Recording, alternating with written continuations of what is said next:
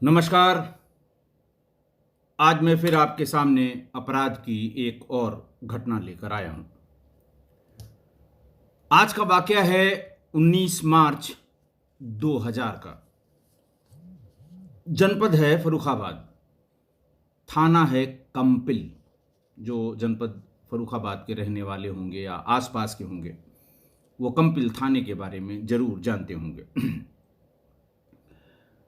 कंपिल थाना में एक गांव है मधवापुर, जिसमें एक परिवार रहता था, सत्यपाल का परिवार। ये 4-5 भाई थे और अपने पूरे परिवार के साथ इसी गांव में रहते थे। रात में करीबन 3:30 बजे, 3 बजे या 3:30 बजे, ये सभी भाई और गांव के कुछ लोग एक एक करके थाना परिसर में दाखिल हुए। अलग अलग रास्तों से आए, अलग अलग अकेले अकेले आए और एक साथ दाखिल हुए। वहां पहुंचते ही उन्होंने बताया कि फौरन एसओ साहब को बताया जाए कि गांव मधवापुर में रानी ठाकुर डकैत ने धावा बोल दिया है, हमला कर दिया है, पूरे गांव को आग के हवाले कर दिया है। हम लोग किसी तरह जान बचाकर आए हैं। फोर्स अगर तुरंत नहीं पहुंची तो बहुत से लोग मारे जाएंगे।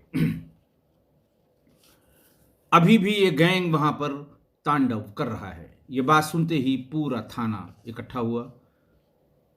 एसओ ने पूरे थाने को तैयार किया। थाने में जो एक्स्ट्रा गाड़ियां खड़ी कराई जाती हैं उनको सबको, ड्राइवरों को बिल्कुल तैयार किया। सबको असलहों से लैस किया। बुलेट प्रूफ जैकेट्स, चूंकि ये डकैती इन्फेक्टेड थाना था इसलिए बुलेट प्रूफ जैकेट्स सबको दे दी गई। लेकिन इस बीच में जब तक लोग इकट्ठा होते, सत्यपाल से एसओ ने पूरी बात पूछी कि दरअसल हुआ क्या था। सत्यपाल ने जो वर्णन किया उससे एसओ को यह लग गया कि गैंग के पास शायद फायर पावर बहुत ज़्यादा है और इतनी फोर्स से काम न चलेगा। उन्होंने फौरन अपने कप्तान को बताया, अपने सीओ को बताया, आसपास के थानों को बताया। सबसे जल्दी 2-3 थाने की फोर्स जब आ गई तो सारे थानों की फोर्स, अगल बगल के थानों की फोर्स लेकर सत्यपाल और उसके भाइयों के साथ पूरा फोर्स गांव पहुंच गया, गांव मधवापुर। जब वो बातचीत कर रहा था और उसको लग रहा था कि फायर पावर बहुत ज्यादा है, तो सत्यपाल ने उसे यह बताया कि पिछली दिवाली यानी 8 नवंबर सन 1999 दिन था। उस दिन सोमवार, सारी औरतें जग रही थीं। दिया बत्ती का टाइम हो गया था। लोग अपने अपने घरों के सामने दिया जला रहे थे और छोटे छोटे बच्चे जिनके पास पटाखे थे वो अपने पटाखे चला रहे थे। इसी बीच में रानी ठाकुर और उसका आशिक मिजाज पति डकैत बड़े लला कहते थे वहां पर, 1 दर्जन डकैतों के साथ गांव में घुस आए और सीधे सत्यपाल के घर पहुंचे। ये बताया कि आज दिवाली का त्योहार है, हम दिवाली किसी न किसी के घर पर मनाते हैं। जंगल में दिवाली का कोई मतलब नहीं है। दिया दूर से दिखाई पड़ेगी और मुखबिरी हो जाएगी। सत्यपाल ने कहा कि देखिए, हम आपको कतई न रोक सकते हैं, ना आपको हम खाना खिला सकते हैं। आप खाना खा के पूरे गैंग के साथ यहां से चली जाएंगी और कल ही पुलिस आ जाएगी, मेरे पूरे परिवार को बांध कर ले जाएगी। 216 आईपीसी यानी अपराधियों को शरण देने, उनको प्रश्रय देने के आरोप में हम सभी जेल भेज दिए जाएंगे। इतनी बात सुनते ही उसके साथ आए डकैतों ने अपनी अपनी बंदूकें तान लीं। बातचीत के बीच सत्यपाल और उसके भाई भी उसके घर में जो लाइसेंसी असलहे थे, राइफलें थीं, वो ले आए। उन्होंने भी डकैतों की तरफ अपने असलहे तान लिए। दोनों तरफ से जब बंदूकें तनी तो पूरा गांव इकट्ठा हो गया। सभी जग रहे थे, दिवाली का दिन था। ज्यादा भीड़ इकट्ठा देखकर रानी ठाकुर और उसके गैंग बड़े लला जो उसका आशिक, उसका प्रेमी डकैत था, उसने कहा कि ठीक है, मत खिलाओ, लेकिन इसका अंजाम बहुत बुरा होगा। और रानी ठाकुर से ये दुश्मनी पूरे गांव को बहुत महंगी पड़ेगी। इसके बाद सत्यपाल और उसके भाइयों ने भी सोचा कि अब ये जरूर हम पर आक्रमण करेगी, अब ये हम पर जरूर इसका बदला लेगी। उन्होंने भी पुलिस से संपर्क साध लिया और रानी ठाकुर के गैंग के एक एक मूवमेंट को ये पुलिस को बताने लगे। पुलिस के बिल्कुल जिसको कहते हैं भरोसेमंद मुखबिर हो गए, क्योंकि इनके ऊपर बीती थी। पुलिस यकीन करती थी कि चूंकि इन्हें रानी ठाकुर गैंग से डर है, इसलिए इनकी सूचना सही होगी। कई बार सूचना सही भी निकली और पुलिस ने घेराबंदी भी की, लेकिन हर बार ये पूरा गैंग बचकर निकलता रहा। जब कई बार इस तरह की पुलिस से मुचहटा हुआ, इनको भी अंदाजा लग गया कि हमारी कहीं से कोई सटीक मुखबिरी कर रहा है। थोड़े दिन के लिए रानी ठाकुर, बड़े लला और इसका पूरा गैंग चंबल के बीहड़ों में चला गया। कुछ दिन इन्होंने वहां पर आराम किया और उन्होंने बताया कि आज कल यानी 20 मार्च सन 2000 को होली का त्यौहार है। दिवाली में ये आए थे 99 में, 8 नवंबर 99 को, और 20 मार्च को होली का त्यौहार था। 19 तारीख को पूरा गांव रात में जग रहा था। महिलाएं हर घर में गुझिया बनाती हैं, जिसकी जितनी सामर्थ्य होती है उतनी गुझिया बनाती हैं, लेकिन बनाती हैं गुझिया, पापड़, चिप्स और इस तरह की छोटी मोटी बातें। बड़ा होली का बड़ा त्यौहार, बहुत कम्युनिटी का बड़ा इन्वॉल्वमेंट होता है, कम से कम उत्तर भारत में। इसी बीच रानी ठाकुर का पूरा गैंग 8 घोड़ियों पर सवार होकर, सबसे आगे वाली घोड़ी पर वर्दी पहने हुए रानी ठाकुर, 2 बंदूकें कंधे पर लगाए हुए और कमर से ऊपर केवल गोलियों की पेटियां जिसमें गोलियां लगी थीं, कारतूस लगी थी, उसको लिए हुए घुसी। गांव में घुसते ही डकैतों ने आतंक मचाने के लिए फायर करना शुरू कर दिया।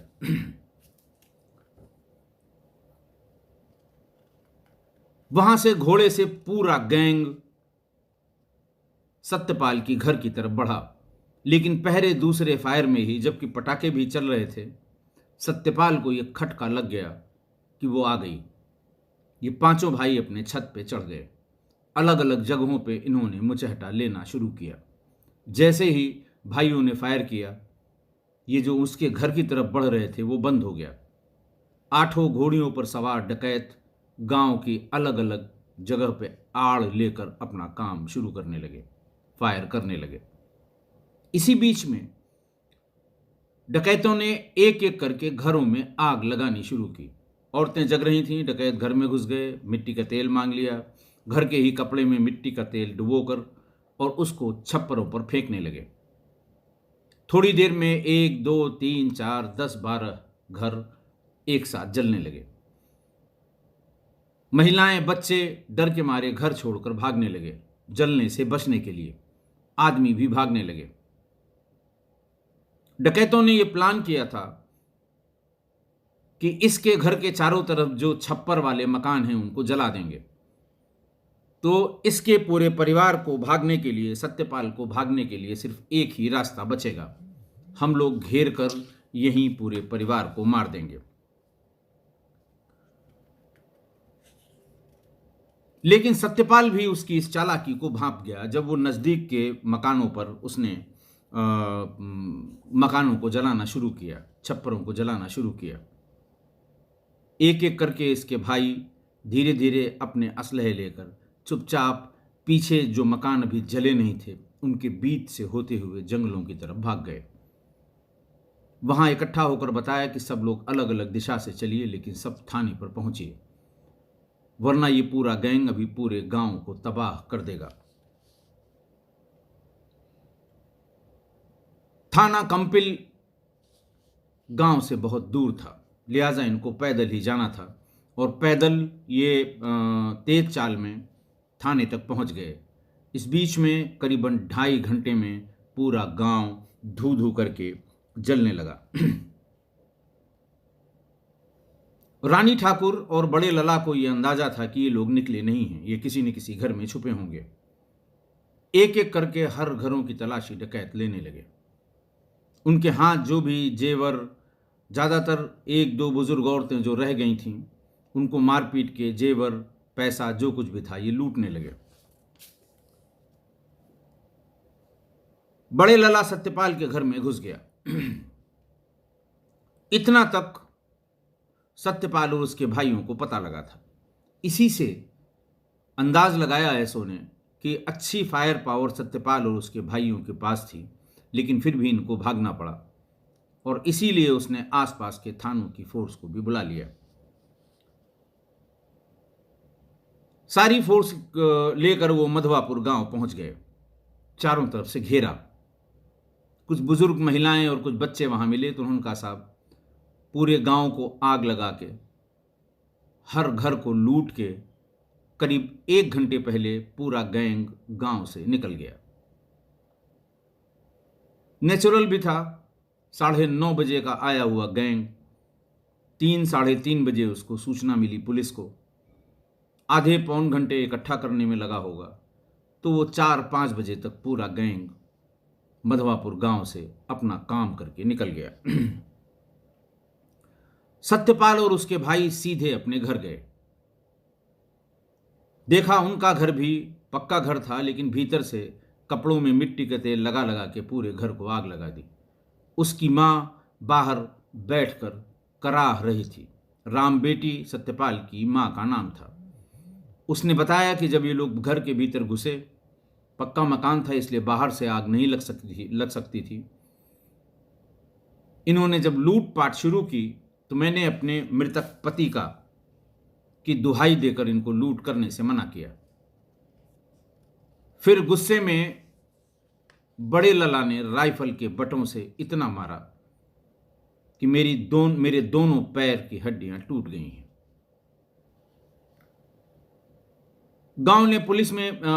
पुलिस गांव में जाकर अंदाजा लगाने लगी कि हो सकता है इतनी आग में कोई घर साबित बचा नहीं था। पूरे गांव को आग के हवाले कर दिया था। वहां पर उसे उदयवीर का लड़का शिव कुमार मिला, जो बुरी तरह से जला हुआ था। एक महिला ममता मिली, जो अपने भाई सुरजन सिंह और बहन मधुबाला को निकालने के लिए जलते हुए मकान में घुस गई थी। इसके अलावा और कई लोग वहां पर जले हुए पड़े हुए मिले। सबको अलग अलग गाड़ियों से हॉस्पिटल भिजवाया गया। बाद में उदयवीर के लड़के शिव कुमार और उस महिला ममता की जलने की जो चोट होती है उसके कारण मृत्यु भी हो गई। गांव के 19 लोगों का मकान राख के ढेर में तब्दील हो चुका था, बिल्कुल नेस्तनाबूद हो चुका था, जिसमें बलवीर, रामजी लाल, उदयवीर, ओमवीर, छोटे लाल, बालक रामपाल, नरोत्तम सिंह, बाबूराम, श्यामपाल और प्रकाश के मकान तो ढूंढे नहीं मिल रहे थे कि उनका मकान आखिर था कहां। रानी ठाकुर गैंग की यह बहुत बड़ी घटना थी। आप अंदाज लगा सकते हैं कि एक डकैत गैंग, एक 10 से सुंदरी के गैंग ने एक पूरे गांव को आग लगा दी और कई लोग आग लगने से झुलस कर मर गए। बहुत हल्ला हुआ।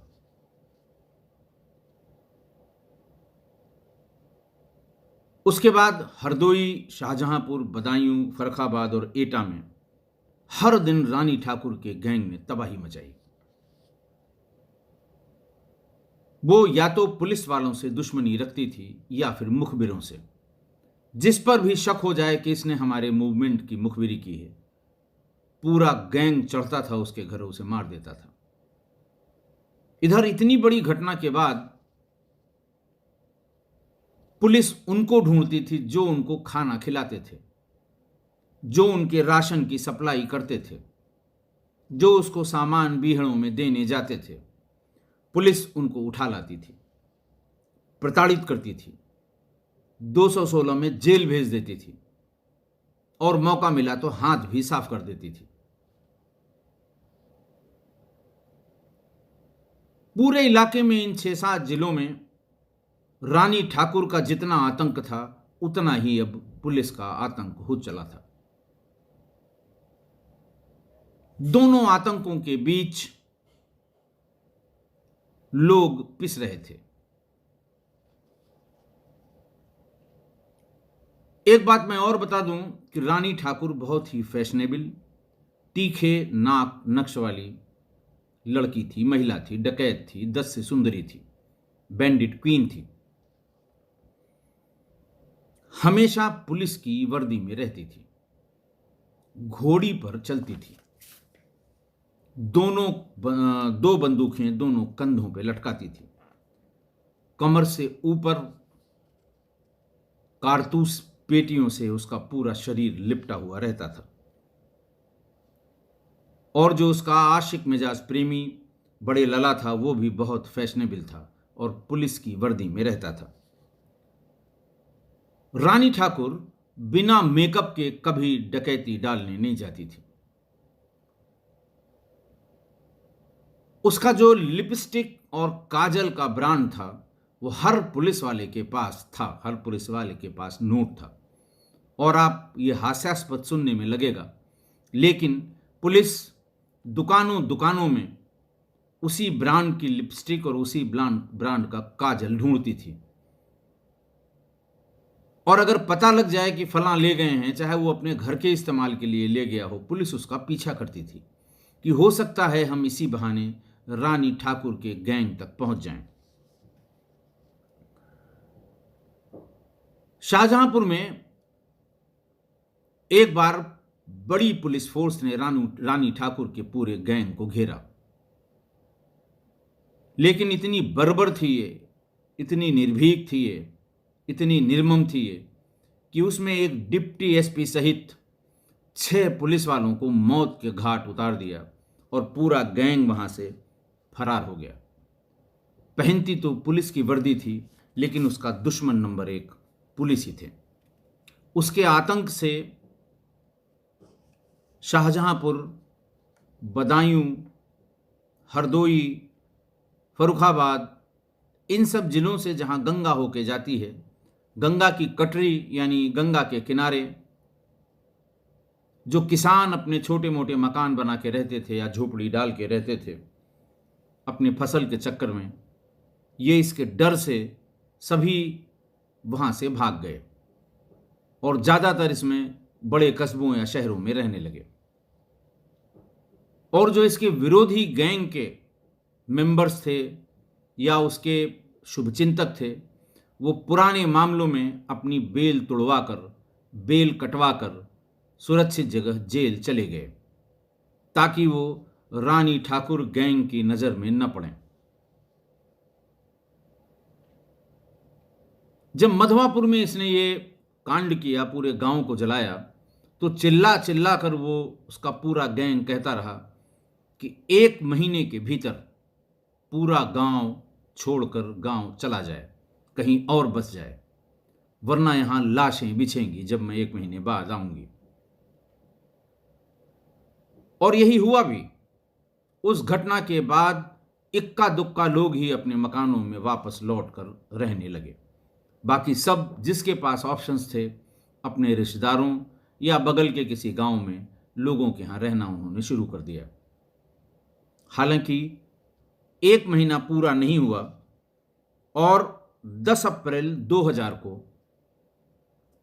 रानी ठाकुर,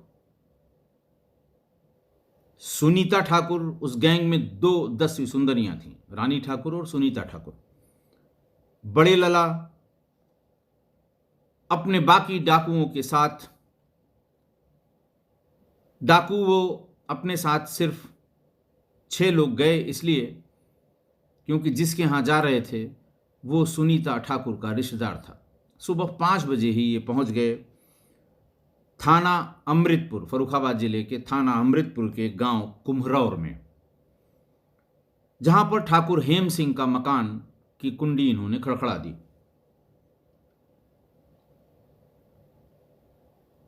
सुबह ये इसलिए गए कि शाम को खाना खा के इन्हें जहां रुकना था, जो इनकी अड्डी थी जहां इनको रुकना था, वहां पहुंचने से पहले रानी ठाकुर के मुखबिर ने बता दिया कि मुखबिरी हो गई है, गांव में पुलिस है, जाना ठीक नहीं है। ये वहीं से उल्टे पांव वापस लौट आई पूरा गैंग लेकर, और पूरी रात चलती रही। सवेरे 5 बजे के आसपास ये कुम्हरौर गांव पहुंची।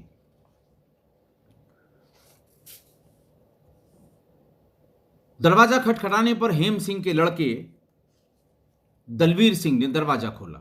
दरवाजा खुलते ही रानी ठाकुर, सुनीता ठाकुर और बड़े लला घर के भीतर घुस गए। सुनीता ठाकुर की सगी छोटी बहन धन देवी ये दलवीर सिंह को ब्याही थी, हेम सिंह के लड़के को। उस समय वो सो रही थी। उसको जगाया गया कि तुम जल्दी उठो, तुम्हारी बहन आई है। बहनों में आपस में बातचीत हो रही थी। इसी बीच सीमा ठाकुर और बड़े लला ने हेम सिंह को कहा कि हम बहुत थक गए हैं, हमारा खाना बनवाइए, हम लोग खाना खाएंगे, थोड़ी देर आराम करने के बाद यहां से निकलेंगे। हेम सिंह ने बड़े लला और रानी ठाकुर के पैर पकड़ लिए। उसने कहा कि आप लोग यहां से चले जाइए, क्योंकि ये बात तो पता लग ही जाएगी, कल पुलिस हमको मार डालेगी। जब से आप लोगों ने उस डिप्टी एसपी और 5 सिपाही को मारा है, तब से पुलिस बड़ी बेरहम हो गई है, किसी की नहीं सुनती, बस पता लग जाए कि गैंग को किसने खाना खिलाया है।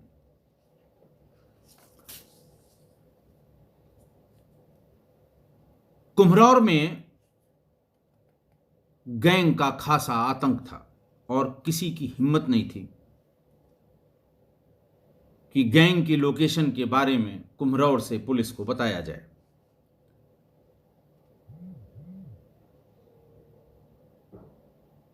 इसलिए रानी ठाकुर और सुनीता ठाकुर मुतमईन थीं कि हम लोगों के आने की खबर किसी माई के लाल में हिम्मत नहीं है कि हमारी मुखबिरी थाने पर करे। सुनीता ने अपनी बहन धनदेवी से कहा कि थोड़ा थोड़ा खाना सबके लिए बना दो, बहुत भूख लगी है। बहन ने कहा था। धनदेवी ने थोड़ा थोड़ा खाना बनाया और एक एक करके सबको खाना खिलाने लगी। इसी बीच धनदेवी का पति यानी दलबीर सिंह, हेम सिंह ठाकुर का लड़का यानी दलबीर सिंह, ये पिछले दरवाजे से निकलकर गांव के बाहर निकल गया। गांव में अब तो पक्के मकान हो गए हैं, पीछे का दरवाजा इसका प्रोविज़न ख़त्म हो गया है। हर छोटे बड़े कच्चे मकान में पीछे एक दरवाज़ा ज़रूर लगता था कि सामने से होने वाली किसी भी आपदा, डाकुओं, चोरों, उनसे बचने के लिए पीछे छोटे दरवाजे का एक बाहर निकलने का रास्ता ज़रूर रखा जाता था। अब शायद नहीं होगा, जो लोग पुराने हैं वो याद करें। हर ऐसे कच्चे मकान में पीछे बाहर निकलने का एक रास्ता जरूर होता था। उसके 2 पर्पस थे।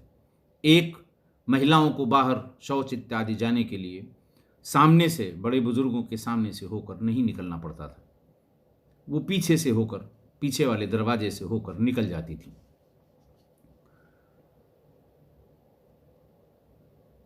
दलबीर सिंह वहां से निकला और गांव के सबसे किनारे अपने दोस्त राकेश सिंह के पास पहुंच गया। उसको पूरी बात बताई कि हम लोग बहुत दुखी हो गए हैं और हम जानते हैं कि पुलिस कल ही परसों में आ जाएगी, वो मार डालेगी।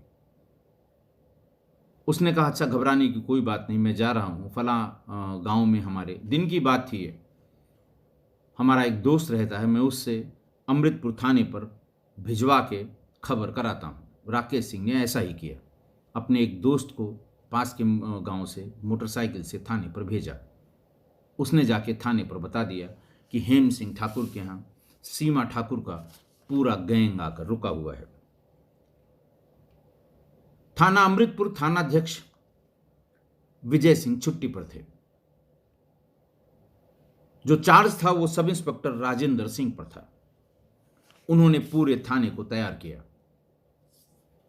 पड़ोसी थाना था राजेपुर, उनको सूचित किया और जो थानाध्यक्ष थे NC मिश्र, उनको कहा कि फौरन आप जितनी फोर्स थाने पर उपलब्ध है उसको लेकर आ जाइए। रानी ठाकुर पूरे गैंग के साथ कुम्हरौरा में मौजूद है। ये दोनों लोग, जो फोर्स थानों पर थी, ये गए और इन्होंने गांव कुम्हरौरा को चारों तरफ से घेरा। गैंग मेंबर्स को यह भनक लग गई कि पुलिस आ गई। घर के भीतर से ही गैंग ने फायर शुरू कर दिया, लेकिन इन दोनों थानाध्यक्षों ने सूझबूझ से स्ट्रेटेजिक लोकेशंस पर अपने आप को स्थापित किया और धीरे धीरे फायर करने लगे, रुक रुक के, ताकि वो डकैतों को इंगेज कर सकें। और डकैत ये चाहते थे कि हम तेजी से फायर करके फायर की आड़ में, फायर के कवर में यहां से भाग जाएं। थानाध्यक्ष अमृतपुर ने सेट पर कंट्रोल रूम को बताया। सेट पर SP साहब श्री मुकेश शुक्ला खुद अपीयर हुए। उन्होंने कहा कि साहब 1 घंटे के भीतर अगर आप फोर्स भेज देंगे तो आज ये गैंग साफ हो जाएगा। इंगेज हमने कर रखा है, हम 2 घंटे तक इंगेज कर सकते हैं, लेकिन इतनी फोर्स कम है। 2-2.5 घंटे तक हमारा एम्यूनिशन भी कम होने लगेगा। फोर्स के कॉन्फिडेंस के लिए संख्या बढ़ाने की आवश्यकता है। SP ने तुरंत जनपद के शमशाबाद, मैरापुर, कायमगंज, फर्रुखाबाद कोतवाली से सारे SOs इंस्पेक्टर को फौरन कुम्हरौरा पहुंचने के लिए कहा और RI को पुलिस लाइन से कहा जितनी भी PAC उपलब्ध हो पुलिस लाइन में वो लेकर, और जितने भी कर्मचारी पुलिस लाइन में हों वो लेकर बड़ी गाड़ियों से फौरन आप स्वयं रवाना होइए। कुम्हरौरा से बिल्कुल ठीक सटा हुआ जनपद शाहजहांपुर है। SP फर्रुखाबाद ने शाहजहांपुर के SP को भी संपर्क किया कि नजदीक के थानों की फोर्स फौरन भिजवा दीजिए। थोड़ी देर में इन सभी थानों की फोर्स जनपद शाहजहांपुर के additional SP Jawahar Singh, CO Jalalabad captain Mirza Manzar bag, MM bag, Shahjahanpur के थाने मिर्जापुर और कालान के थानाध्यक्ष, यानी कुल 12 थानों की फोर्स जब वहां पर पहुंची तो हेम सिंह ठाकुर की अच्छी नाकाबंदी हो गई, उसके घर की, जहां से डकैत फायर कर रहे थे। मेन गेट वाली गली में फर्रुखाबाद के ASP Ramswaroop, CO Kaimganj SK Singh, SOG के जो प्रभारी थे राजेश सिंह और कायमगंज के SHO वीरेंद्र सिंह थे। अच्छी तरह से जब ये फोर्स जा रही थी तो SP ने खुद वायरलेस पर आकर उनको ब्रीफ किया कौन कहां खड़ा होगा, ताकि कौन किस टीम में है इसमें हौच पौच न हो, क्रॉस फायर में किसी का भी नुकसान हो सकता था। दाहिने मकान की छत पर वहां कायमगंज के SI PN मिश्रा, SO कालान जो शाहजहांपुर का थाना है उसके राजेश पाठक और करीबन 18-20 सब इंस्पेक्टर, मैं अपनी रिवॉल्वर पिस्टल के उस छत पर पहुंच गए। पीछे वाले मकान पर फर्रुखाबाद के कोतवाल अमरनाथ सिंह ये पहुंच गए और बहुत ही हिम्मती और बहादुर RI फर्रुखाबाद अमरनाथ सिंह, JN सिंह जो RI फर्रुखाबाद थे, JN सिंह, उनके साथ कांस्टेबल राम खिलाड़ी और एक AK सिंह कांस्टेबल, ये 3 लोग हेम सिंह ठाकुर के मकान वाली छत पर ही जाकर खड़े हो गए। लाइन से गए थे, इनके पास टीयर गैस शेल थे, इनके पास हैंड ग्रेनेड्स थे, इनके पास राइफलें थीं। तीनों ने 2 दरवाजों को कवर कर लिया कि अगर आगे पीछे की फोर्स से कहीं चूक हो जाए तो हम इन्हें निकलने नहीं देंगे। इतनी देर में वहां SP साहब श्री मुकेश शुक्ला भी पहुंच गए। उनके साथ CO Mohammadabad doctor MP Singh, CO city VN Singh ये भी पहुंच गए। सारी टीम को एक अलग अलग वायरलेस सेट दिया गया कि घर के भीतर से होने वाले फायर की दिशा और डकैतों के निकलने की सूचना पर सभी लोग कोऑर्डिनेट करके एक्ट करेंगे। इस सावधानी के साथ कि चूंकि टीम ने चारों तरफ से घेरा है, एक टीम का फायर दूसरी टीम के किसी सदस्य को न लग जाए। फायर भीतर से बराबर आता रहा। Constable Rajesh, constable Manoj Pandey, sub inspector Pramod, public के 2 आदमी ग्रामीण यदुनाथ सिंह और ब्रजकिशोर, इनको इसी क्रॉस फायर की गोलियां लग गईं डकैतों की। इन्हें फौरन इसी बीच में वहां एम्बुलेंस भी बुला ली गई शहर से। इनको फौरन एम्बुलेंस में लाद के हॉस्पिटल के लिए भेज दिया गया। 11 बजे से शुरू हुई फायरिंग और 3 बजे तक कोई भी डकैत हेम सिंह ठाकुर के घर से बाहर नहीं निकला और फायर बराबर होते रहे। 4 घंटे तक मुठभेड़ चलती रही। धीरे धीरे लोग परेशान होने लगे। इसी बीच में आरआई ने, जेएन सिंह ने, जो उस मकान की छत पर थे, उन्होंने छत पर 2 होल कर दिए, छेद कर दिए। सारे इक्विपमेंट जो पुलिस लाइन में होते हैं वो सब ले आए थे और उसमें 2 होल कर दिए और उन दोनों होल से उन्होंने हैंड ग्रेनेड एक एक करके 5 हैंड ग्रेनेड उस कमरे में ड्रॉप कर दिए। एक खतरा यह भी लग रहा था, वायरलेस से बताया जा रहा था उनको, कि ऐसा न हो कि हैंड ग्रेनेड के चोट से ये छत डैमेज हो या गिर जाए, इसका भी ध्यान रखा जाए। लेकिन नीचे हैंड ग्रेनेड या बम, पावरफुल हैंड ग्रेनेड होते हैं, HE high explosive hand grenade जो पुलिस के पास होते हैं, इसके नीचे कमरे में गिरने के बाद फायरिंग होना बंद हो गई। लेकिन फिर भी सुरक्षा की दृष्टि से कोई भीतर नहीं गया। आरआई ने अगल बगल के मकानों से 5-7 साड़ियां, पुरानी साड़ियां मंगवाईं, धोतियां, सूती मंगवाईं। उनको मिट्टी के तेल में डुबोकर लाया गया और एक एक करके उस साड़ी को भीतर डाल के और लास्ट छोर पर उसमें माचिस से या देसलाई से उसमें आग लगाई गई ताकि वो जलते हुए नीचे गिरें। एक एक करके 5 साड़ियां जब नीचे जलती हुई उस कमरे में गिरी तो पूरा कमरा धू धू करके जलने लगा। एकदम से कोई किसी प्रकार की, जब 2 घंटे तक यानी शाम को 5 बजे तक 2 घंटे से कोई फायर नहीं आया, तो यह हुआ कि अब घर के भीतर के हालात देखे जाएं।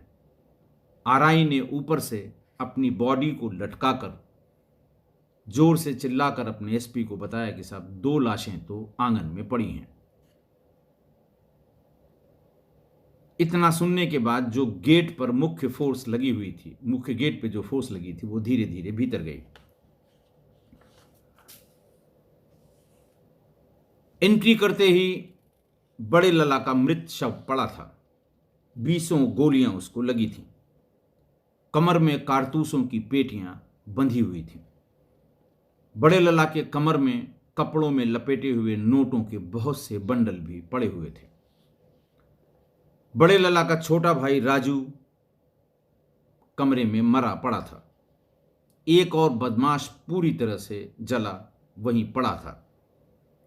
कमरे के बरामदे में रानी ठाकुर की लाश नग्न अवस्था में पूरी तरह से जली हुई पड़ी थी।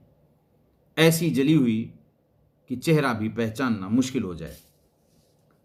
उसकी दाईं तरफ सुनीता ठाकुर की पुलिस वर्दी में लाश पड़ी थी। 20 गोलियां उसके शरीर पे लगी थी। पुलिस 5 लाशों को बाहर ले आई। आसपास के गांव भी टूट पड़े देखने के लिए। पहचान हुई। बड़े लला और रानी ठाकुर, 2 लोग ये, बड़े लला का छोटा भाई राजू, सुनीता ठाकुर और एक अज्ञात डकैत। इतनी लाशें वहां पर मिली। फॉर्मेलिटी की सारी कार्रवाई जैसे पंचनामा, पोस्टमार्टम, FIR पुलिस की तरफ से, ये सब की गई। आज की घटना नई पीढ़ी के लिए बहुत जरूरी है जानना। ये 22 साल पहले की घटना है, यानी नई पीढ़ी के जो लोग 25 से 30 साल के बीच में होंगे, वो इस तरह की घटनाएं सिर्फ पिक्चर हॉल में मूवी में, नेटफ्लिक्स पर या बाकी जो संसाधन मूवी के देखने वाले हैं उसी में देख सकते हैं या उन्होंने देखा होगा। ये उनके कल्पना के परे है कि ये बहुत दिन की बात नहीं है, कल की ही बात है कि घोड़े पर एक डकैत बैंडिट क्वीन, पुलिस की वर्दी में, पेटियों में कारतूस लड़ी की तरह लगे हुए, पूरे शरीर में लटके हुए, बंधे हुए, दोनों कंधों पे एक एक राइफल, घोड़े पर सवार होकर ये बैंडिट क्वीन गांव में घुसती है और पूरे के पूरे गांव को जला देती है। बहुत से लोग जलकर मर जाते हैं। मुखबिरों को गांव में घुस घुस कर मारती है। फैशनेबल डकैत और आशिक मिजाज प्रेमी डकैत रानी ठाकुर और बड़े लला के इस प्रेम संबंध और इनकी रंगीन जिंदगी की बहुत ढेर सारी किस्से, बहुत ढेर सारी कहानियां नेट पर मौजूद हैं। उनका यहाँ जिक्र करना ठीक नहीं है। आप नेट पर जाएं, आपको मिल जाएगी। अब सोचिए कि जिन डकैतों का डर बीहड़ों में इस तरह के डकैती दस्यु सामग्री सुंदरी का डर और उससे ज्यादा डर पुलिस का, उसके बीच में लोग उस जमाने में कैसे जीते रहे होंगे, कैसे सरवाइव करते रहे होंगे, ये नई पीढ़ी के लोग सिर्फ इसकी कल्पना ही कर सकते हैं। तो ये बहुत दिन की बात नहीं हुई, 22 साल पहले की बात है। जो उत्तर भारत में या भारत में दक्षिण भारत में वीरप्पन के किस्से को जानने सुनने वाले लोग हैं, उनके घर में बड़े बुजुर्ग उसको बताने वाले भी हैं। लेकिन जो परिवार, जो एनआरआई देश के बाहर चले गए, बहुत से हमारे किस्सा गोई के चाहने वाले हैं, परिवार के सदस्य हैं, बहुत बड़ी संख्या में यूएस, यूके, कनाडा, ऑस्ट्रेलिया, यहाँ तक कि पड़ोसी मुल्क पाकिस्तान से भी बहुत से लोग सुनते हैं और अपनी टिप्पणियां करते हैं, आप देखते होंगे। तो ऐसे लोग जो यूएस में या यूके में या कनाडा, ऑस्ट्रेलिया में जाकर बस गए हैं 20 साल पहले, 25 साल पहले, वो तो सिर्फ कल्पना ही कर सकते हैं, क्योंकि न उन्होंने देखा है, न उनका कोई बड़ा बुजुर्ग उनको बताने वाला है।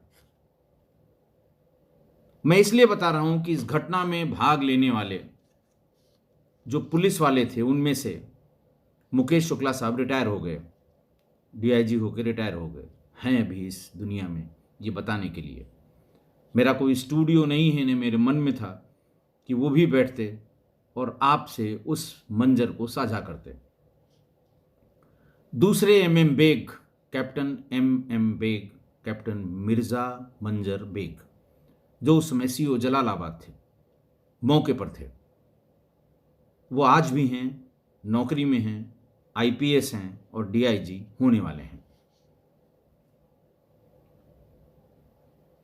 मैं उस जमाने में एसटीएफ में था और डकैतों की इस आतंक को मैंने देखा है।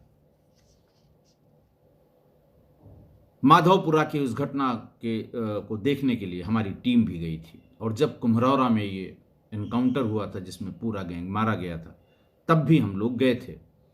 उनके पास से जो असलहे रिकवर हुए थे, जो शस्त्र रिकवर हुए थे, उनको देखने के लिए कि वो कहाँ से छीने गए थे, चोरी किए गए थे या किससे खरीदे गए थे, उनके नंबर्स को नोट करने के लिए। क्योंकि सामान्य रूप से वो नंबर ये लोग खराद की उस पर चढ़ाकर मिटा देते हैं, लेकिन तमाम तरीके हैं उन नंबर्स को फिर से पढ़ने का या उसको अच्छे से उसका पता करने का। इसके लिए हम लोगों की टीम गई थी। ये दस्यु सुंदरी रानी ठाकुर ये बीहड़ों की सबसे खतरनाक महिला डकैत थी। बस ये था कि इसका जो स्पैन था, इसका जो जीवन काल था डकैत के रूप में, वो बहुत कम था। अगर ये 4-5 साल और सरवाइव की होती तो इतिहास में इससे क्रूर और आतताई डकैत दूसरा कोई न होता। ऐसे ही सुनीता ठाकुर।